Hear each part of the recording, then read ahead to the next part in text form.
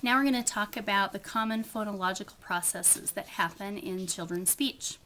Some of these are very common, and we expect them to decrease by the time they're 3 years old. Some linger on past that. So we'll talk about that. Most 3-year-old speech is it's adult-like speech. They might not have the vocabulary and other things. You can still tell it's a 3-year-old, but most 3-year-olds sound like adults. The common phonological processes are reduplication, metathesis, substitution, deletion, and then consonant harmony. There's a note about child language and voicing. Although children discriminate voicing contrasts very young, it's very often hard for them to produce the correct voicing in words. And actually, we tend not to work on voicing patterns. So if a child has a t but not a d, we don't tend to work on the d sound. We work on other sounds that they're having trouble with. And it tends to come in. It's really kind of interesting. Common processes, substitution. This is a very, very common one, is gliding. Producing liquids is glides. Ride is wide. Lollipop is wallipop. And blue is boo. Those L's and R's we don't tend to treat until kids are 8, 9 years old.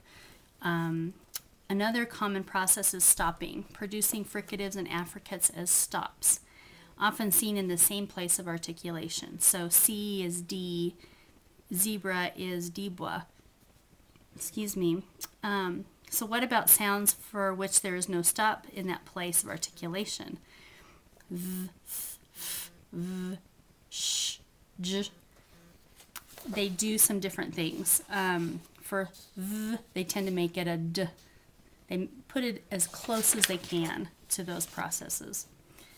So other common processes I've talked before about fronting. The place of articulation of a sound moves forward to a different place. The manner in voicing may change as well. Velars, palatals, and postalveolars often fronted to alveolars. So key becomes T, yes becomes des. Interdentals, labiodentals often fronted to bilabials. Dis becomes bis, frog becomes bog.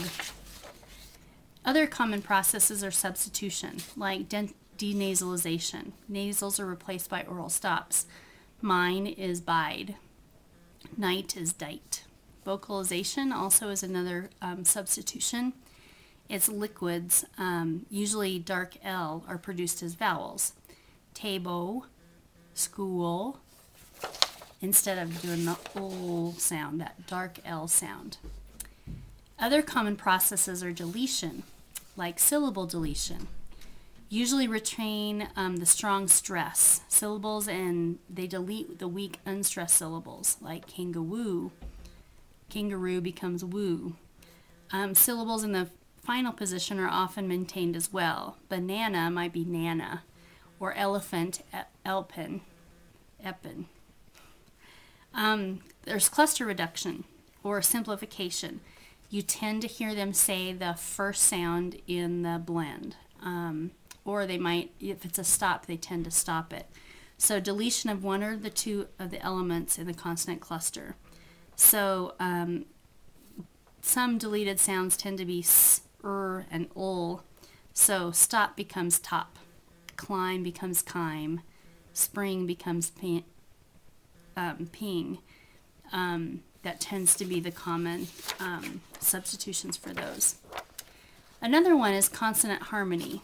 It is a type of assimilation. There's two kinds, progressive and regressive. The second consonant produced becomes like the first consonant.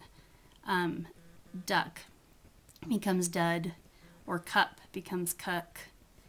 Regressive means that consonant 1 becomes the same as consonant 2. Duck becomes tut, or cup becomes pup.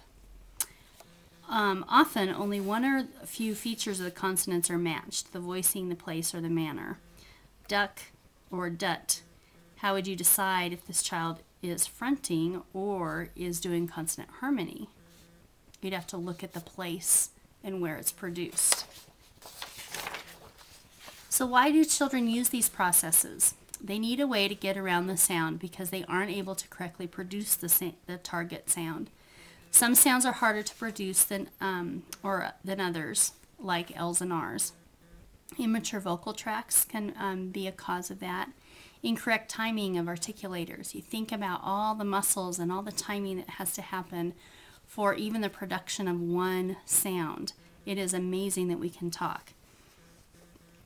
Preference for certain sounds that might like to produce nasals, velars, more than others. I think it tends to be more of a motor planning issue, and they're having trouble getting their articulators to the right place. And it can be a way of avoiding sounds that they can't or don't want to produce. So more perception versus production. An adult says, "What's that?" and points to a duck. There's no response. Adult, "Is that a car?" Child says, "No." "Is that a boat?" The child says, "No." "Is it a duck?" Child says, "Yes." "Say duck." And there's no response. So they might be able to understand it and hear the sounds, but they might not be able then to produce it yet.